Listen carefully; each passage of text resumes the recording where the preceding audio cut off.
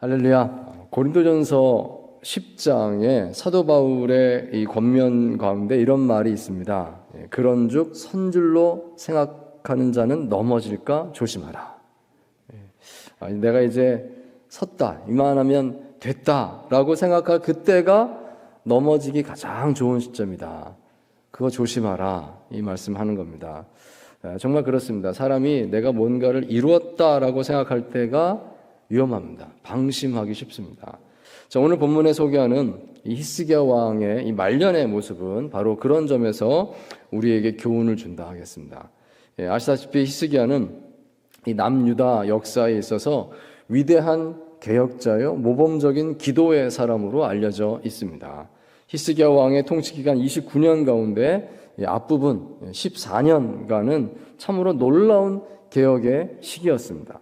그는 온 나라 안에 가득했던 바알, 아세라, 우상들을 다 척결했고, 또한 이전에 왕들이 손도 대지 못하고 있었던 그 산당들이 있었는데 이 산당들을 다 없애는 일까지 해냈습니다. 그만큼 히스기야의 개혁은 아주 날카로웠고 아주 철저하게 이루어졌다 하는 것입니다.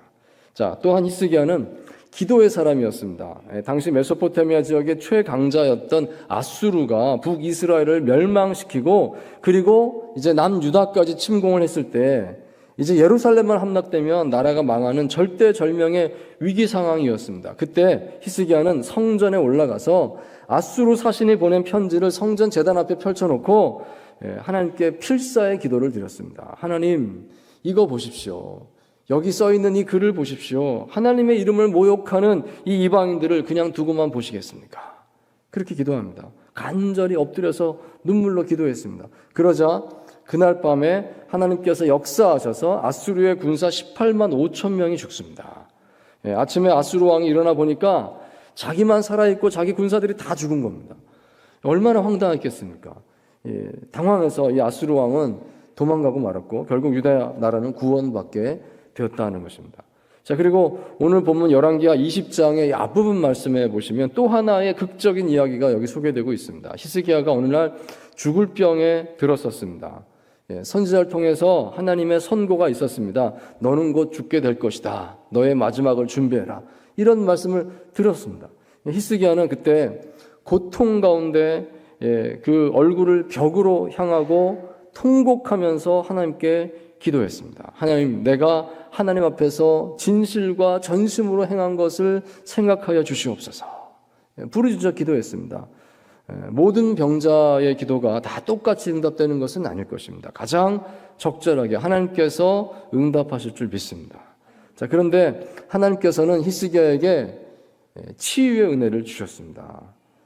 이사야 선지자를 통해서 이렇게 말씀하셨습니다. 내가 너의 눈물을 보았노라. 너의 생명을 15년을 더 연장하노라. 히스기야 마음이 얼마나 기뻤을까요? 비록 15년이라고 하는 제한적인 그런 횟수를 응답받았지만 하나님께서 자신의 지난날의 수고를 인정하셨다. 나의 기도에 응답하셨다. 그 사실이 큰 기쁨이 되었을 것입니다. 그는 눈물을 흘리면서 고백했습니다. 하나님 감사합니다. 자, 여기까지가 히스기야 통치의 이 전반부 이야기였습니다. 참으로 위대한 개혁자요, 그는 신실한 기도자였습니다. 자, 그런데 오늘 우리가 더 눈여겨보고자 하는 그 의미를 찾고자 하는 이야기는 바로 그 다음 이야기입니다. 히스기야가 이제 죽을 병에 걸렸다가 병에서 나았습니다. 그 나은 후에 어떻게 됐는가? 교만해져서 영적으로 방심하게 되었습니다 하는 것입니다. 오늘 우리가 이 점을 들여다보고 좀 우리 자신에게 이 교훈을 명심해야 되겠습니다. 자, 첫째로 우리는 은혜의 현상에만 취해 있기보다 은혜를 통해서 새롭게 열어주시는 하나님의 뜻에 응답하는 사람들이 되어야 하겠습니다. 자, 오늘 본문 열왕기하 20장 12절 13절 말씀을 같이 다시 한번 한 목소리로 읽겠습니다. 12, 13절 시작. 그때에 발라단의 아들 바벨론의 왕 브로닥 발라단이 히스기야가 병들었다 함을 듣고 편지와 예물을 그에게 보낸지라. 히스기야가 사자들의 말을 듣고 자기 보물고의 금은과 향품과 보배로운 기름과 그의 군기고의 창고의 모든 것을 다 사자들에게 보였는데 왕궁과 그의 나라 안에 있는 모든 것 중에서 히스기야가 그에게 보이지 아니한 것이 없더라. 아멘. 저희 본문 보시면 히스기야의 병이 나은 후에 이 바벨론 왕의 축하 사절단이 예루살렘을 방문했다 이야기가 나옵니다. 그때 히스기야는 그들에게 보물 창고도 다 보여주고 무기 창고도 다 보여줬습니다. 보세요, 이게 다 우리나라입니다 하면서 다 보여줬다는 겁니다. 여기 13절에 적혀 있기를 보여주지 않은 것이 하나도 없었더라 이렇게 되어 있습니다. 여러분, 여기 본문 속에 이 히스기야의 마음을 좀 헤아려 보면 좋겠습니다. 히스기야는 무슨 마음이었던 것일까요? 그는요 기뻐했습니다. 얼마나 기뻤겠습니까? 죽다가 살아났으니까. 그는 하나님으로부터 사형 선고를 받았었는데, 근데 하나님께서 간절한 기도 끝에 뜻을 바꿔주셨습니다. 내가 너의 기도를 들었노라. 너의 생명을 연장하노라. 히스기야는 놀라운 은혜를 경험한 것입니다. 그래서 히스기야는 이 바벨론의 축하사절단이 왔을 때 아주 흥분해 있었습니다. 내가 이렇게 하나님의 큰 은혜를 입었습니다. 우리 하나님께서 이런 일을 행하셨습니다. 할렐루야! 그러면서 막 정말 자랑하기에 바빴습니다. 우리 하나님 이런 분이십니다 하면서 막 자랑했습니다. 자, 그러면서 이 유대 안에 있는 모든 보물들, 무기들을 다 보여줬다는 것입니다. 하나님이 이렇게까지 나에게 주셨습니다. 다 보여준 겁니다. 자, 그런데 그 사건 직후에 이 선지자 이사야가 히스기야에게 와서 꾸짖습니다. 왕이시여, 바벨론 사신들에게 무엇을 보여주셨습니까? 내가 빠짐없이 다 보여줬습니다. 그러자 이사야가 말하기를, 왕이시여, 하나님께서 말씀하십니다. 바로 그 바벨론에 의해서 유다는 약탈당하게 될 것이고 왕의 아들들이 그 나라의 환관이 되는 수치를 당하게 될 것입니다. 그러니까 지금 히스기야가 그 첫 번째 단추를 눌렀다는 것입니다. 다 보고 갔으니 그들이 언젠가는 쳐들어올 겁니다. 그렇게 될 겁니다. 이렇게 되었다는 것입니다. 자, 그런데 놀라운 점은 그때 히스기야가 이렇게 답을 하더라는 것입니다. 여기 본문 열왕기하 20장 19절 말씀입니다. 한번 다시 한번 보겠습니다. 시작. 히스기야가 이사야에게 이르되 당신이 전한 바 여호와의 말씀이 선하니이다 하고 또 이르되 만일 내가 사는 날에 태평과 진실이 있을진데 어찌 선하지 아니하리요 하니라. 아멘. 자, 좀 애매한 말인데요. 이 말을 풀어보자면 이렇게 됩니다. 그래요? 잘 됐네요. 그래도 내가 사는 날 동안에는 평화롭다고요. 언젠가 망하겠지만 내가 사는 날 동안에는 그런 일이 생기지 않는다고요. 역시 하나님은 선하십니다. 이렇게 말을 했다는 것입니다. 좀 뚱딴지 같은 답이 아니겠습니까? 우리나라가 망한다고 할지라도 나 때만 아니면 괜찮습니다. 나는 행복합니다.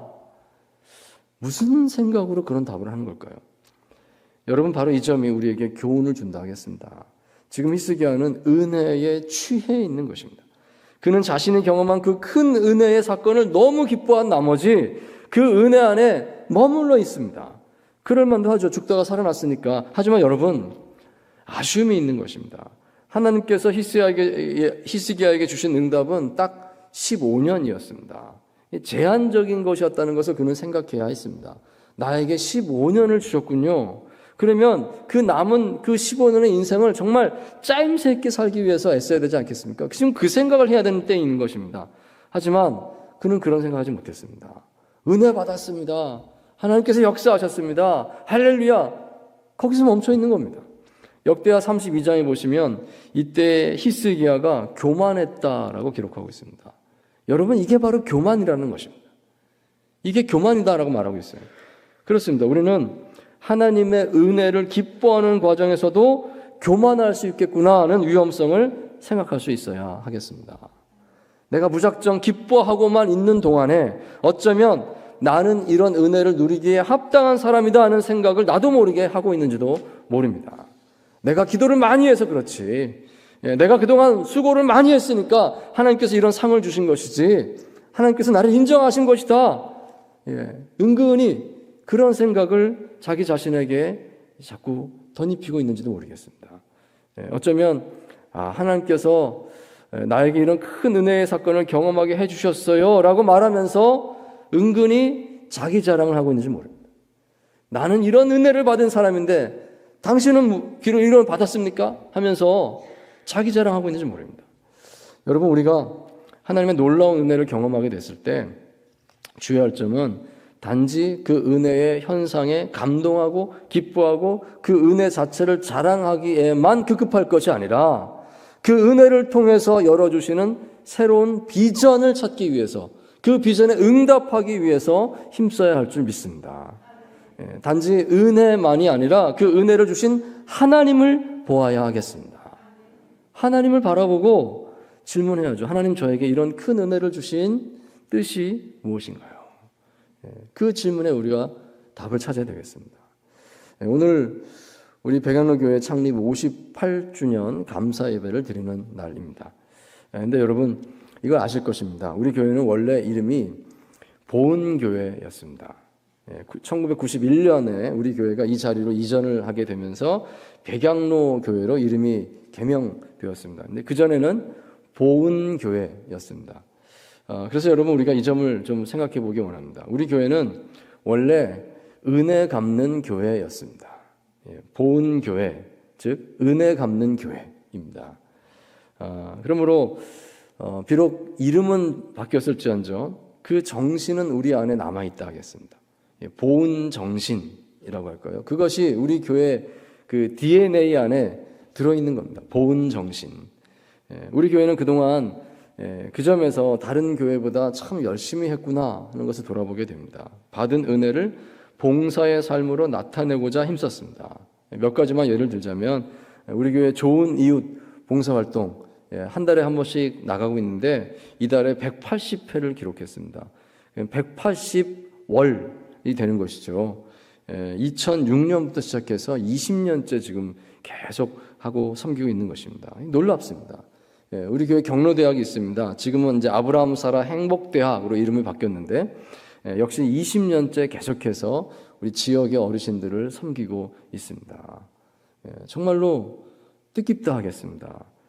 그 밖에도 뭐 여러 봉사활동도 우리 계속하고 있죠. 독거노인 반찬 봉사, 디아코니아, 또 방과후 교실, 또 의료봉사, 뭐 생각하는 여러 가지 우리 이웃들을 돌아보는 활동들 참으로 열심히 하고 여기까지 해왔습니다. 저는 우리 백양로 교회의 이 역사를 돌아보면서 너무 감사했습니다. 참으로 우리 교회는 은혜에 합당한 삶의 응답을 위해서 노력하는 교회로구나. 물론 그렇다고 우리가 100점이다 그 말씀 드리고자 하는 것은 아닙니다. 부족한 것도 여전히 많이 있을 것입니다. 하지만 우리가 이런 수고를 계속할 수 있게 되길 바랍니다. 보다 더 깊게, 더 온전히 하나님 뜻을 이해하는 마음으로, 순종하는 마음으로 우리가 이것을 계속할 수 있게 되길 바랍니다. 그리고 이것이 우리 모두의 각자의 삶의 자리에서도 그대로 이어지는 영성이 될 수 있게 되기를 축원드립니다.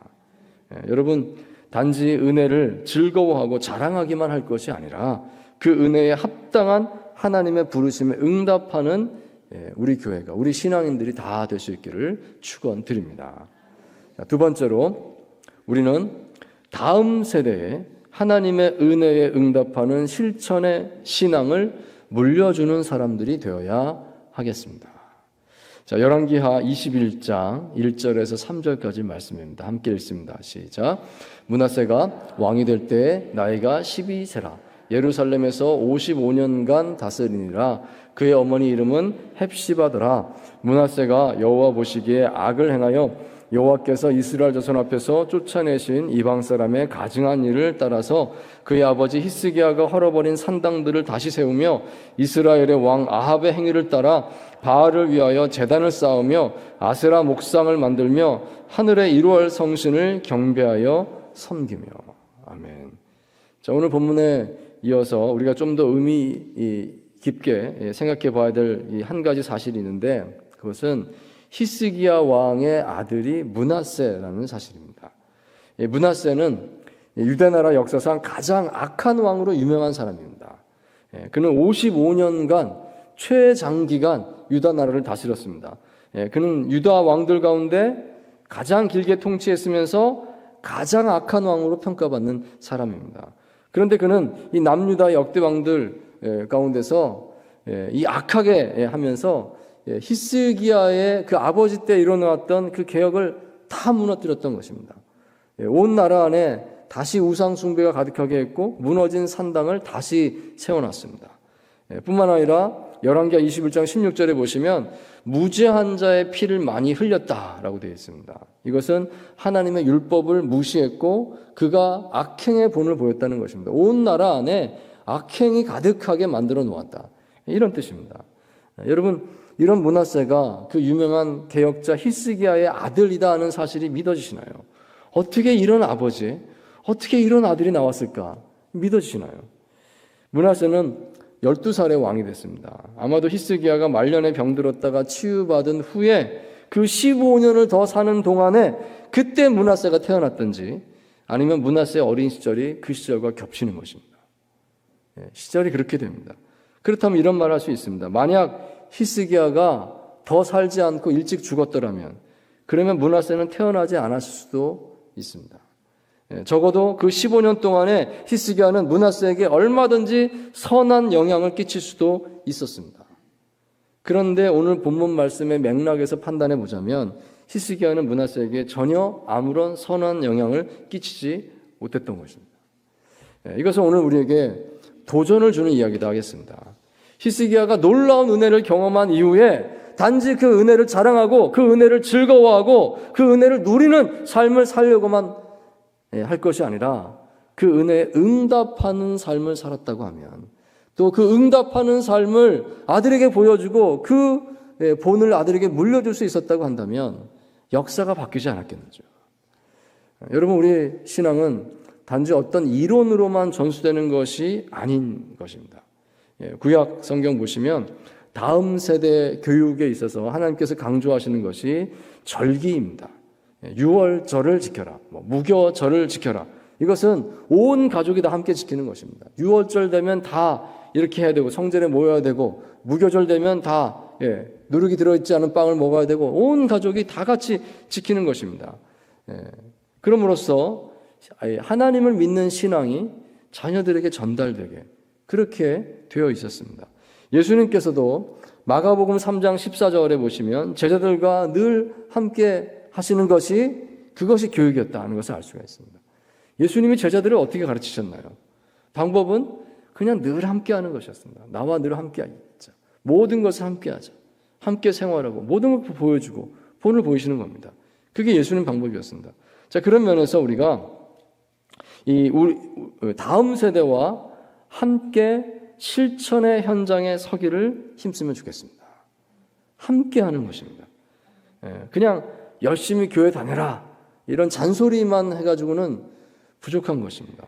여러분, 교회 학교는 일주일에 1시간, 2시간밖에 되지 않습니다. 일주일에 1시간, 2시간만 열심히 해라 라고 한다고 해서 충분할까요? 교회 학교 열심히 다녀라 하는 것만으로는 부족하다는 생각을 좀 하지 않을 수 없는 것입니다. 성경의 답은요, 부모 세대와 자녀 세대가 함께 은혜를 그 응답하는 그 현장에 서라는 것입니다. 하나님 주신 그 은혜에 내가 응답해서 이런 삶을 삽니다고 하는 그 삶의 현장에 부모 세대와 자녀 세대가 함께 하라는 것입니다. 함께 참여해라. 그게 교육이다. 이런 일이 있었습니다. 제가 먼저 캐나다에서 섬기던 그 교회에서 있었던 일인데요. 그 교회에서 도미니카 공화국의 한 가난한 작은 시골 마을에 유치원을 건축하게 되었습니다. 물론 먼저 선교사님을 파송하게 되었죠. 그 선교사님을 중심으로 해서 그곳 마을에 꼭 필요한 것이 무엇일까요? 고민하고 기도하고 그래서 마을 회관 겸 유치원을 건축을 하게 되었습니다. 그리고 이제 그곳에 교인들이 해마다 단기 선교를 가는 겁니다. 시니어 팀도 단기 선교를 가시고 장년 팀도 갔다 오시고 청년 팀도 거기 단기 선교를 갔다 오고 같은 곳으로 가는 겁니다. 그리고 어느 날 3040 젊은 부부팀에서 그 마을에 단기 선교를 가게 되었는데 좀 특별한 시도를 했습니다. 엄마 아빠만 간 것이 아니라 아이들을 데리고 갔습니다. 이 아이들을 누구한테 맡기고 가겠습니까? 단기 선교를 아이들 다 데리고 단기 선교를 간 겁니다. 그리고 그곳에 그 유치원을 중심으로 그 마을의 아이들을 모아서 프로그램을 진행을 하는데 데리고 간 우리 교회 아이들이 또 같이 하는 겁니다. 아이들이 같이 뛰면서 놀면서 그곳의 아이들과 친구가 되고 부모들이 인도하고 하는 이런 이제 모습이 된 것이죠. 그러니까 아이들이 함께 하니까 훨씬 더 빨리 친해지게 되고 그리고 그곳의 부모들과도 자연스럽게 교류할 수가 있었습니다. 이 가족적인 친밀한 나눔이 가능했습니다. 자, 뿐만 아니라 선교를 마치고 돌아와서 더 많이 감사했습니다. 한 가족이 함께 선교 현장에 서는 경험을 공유하게 되었다는 사실이 너무나 감사하고 너무나 놀라웠습니다. 함께 찍은 사진들, 함께 뛰고 놀고 하면서 수고하는 그 영상들을 보는데 너무 감동이 되었습니다. 우리 어린 자녀들이 선교지에서 엄마 아빠와 함께 수고했던 아름다운 추억을 평생 간직하게 될 것입니다. 그것이 신앙의 유산이 되지 않겠습니까? 현대 가족들에게 있어서 아쉬운 점이 한 가지 있다고 하면 그것은 뭐든지 다 따로따로 한다는 것입니다. 아빠는 아빠대로, 엄마는 엄마대로, 애들은 애들대로 다 따로따로 제각각 그런 삶을 계속 살고 밤에 와서 잠깐 잠만 같이 자고 또 하루 종일 또 따로따로 이게 현대인들의 삶이 아니겠습니까? 아쉬움이 있습니다. 어떻게 우리가 부모의 신앙을 자녀에게 물려줄 수가 있을까요? 열심히 교회 가라. 이것만 가지고는 부족한 것 같습니다. 우리가 함께 온 가족이 그 은혜를 경험하고 그 은혜에 응답하는 그 현장에 서보는 것. 그것이 중요하다. 이런 것을 한번 우리 같이 생각을 해보면 좋겠습니다. 자, 오늘 본문과 관련해서 역대하 33장 11절에서 13절까지 말씀. 이 말씀 보시면 므낫세의 이야기에서 새로운 결말을 볼 수가 있습니다. 역대하 말씀에 이렇게 나와 있습니다. 11절에서 13절까지 제가 읽습니다. 여호와께서 아수르 왕의 군대 지휘관들이 와서 치게 하시매 그들이 므낫세를 사로잡고 쇠사슬로 결박하여 바벨론으로 끌고 간지라. 그가 환난을 당하여 그의 하나님 여호와께 간구하고 그의 조상들의 하나님 앞에 크게 겸손하여 기도하였으므로 하나님이 그의 기도를 받으시며 그의 간구를 들으시사 그가 예루살렘에 돌아와서 다시 왕위에 앉게 하심에 므낫세가 그제서야 여호와께서 하나님이신 줄을 알았더라. 아멘. 그렇습니다. 이 므낫세 왕의 말년의 회개의 사건을 소개하고 있는 것입니다. 므낫세는 평생 동안 우상을 섬기고 악행을 하는 삶을 계속 살았습니다. 그렇지만 말년에 이런 일이 있었다는 것입니다. 전쟁에 패해서 끌려가서 바벨론이라는 곳에 가서 거기서 감옥 속에서 회개 기도를 했습니다. 감옥 속에서 울면서 기도한 겁니다. 그랬더니 놀라운 기적이 일어났습니다. 하나님께서 응답하셔서 므낫세가 다시 예루살렘으로 돌아오게 하셨습니다. 뿐만 아니라 다시 왕이 되게 하셨습니다. 다 회복되게 만들어 주신 겁니다. 그제서야 므낫세는 깨달았다는 것입니다. 하나님께서 여호와께서 하나님이신 줄을 깨달았더라. 그렇게 기록하고 있습니다. 안타깝습니다. 더 진작 깨달았다면 좋았을 텐데 왜 이제서야 깨달았을까? 다 지나고 나서 왜 이제서야 알게 됐을까? 온갖 인생에서 시행착오를 다 겪고 매를 다 맞은 다음에 그제서야 하나님이 진짜 하나님이시네요. 뒤늦게서야 이렇게 고백을 했더라. 이것이 미리 좀 됐더라면 얼마나 좋을까? 여러분, 이 고백이 우리의 자녀들의 고백이 되지 않기를 바랍니다. 좀 일찍 깨달았으면 좋겠습니다. 더 일찍 하나님을 만날 수 있으면 좋겠습니다. 우리의 신앙이 우리 자녀 세대에 잘 전달될 수 있기를 바랍니다. 자, 그러자면 사랑하는 성도 여러분, 우리가 은혜를 단지 감사하고 자랑하는 것에서 그치지 않고 그 은혜에 합당한 응답의 실천의 삶을 추구하는 그런 모습을 보일 수 있어야 되겠습니다. 그리고 다음 세대와 함께 그 받은 은혜의 그 응답의 그 실천의 현장에 함께 서는 것입니다. 그 응답의 실천의 현장에 함께 서면서 이것이 하나님의 역사이시다. 그리고 우리가 하나님 앞에 이렇게 응답하는 것이다. 함께 할 수 있게 되기를 바랍니다. 참으로 하나님의 은혜의 감동을 지속적으로 다음 세대에도 이어가게 하는 저와 여러분 다 되시기를 주의 이름으로 축원드립니다.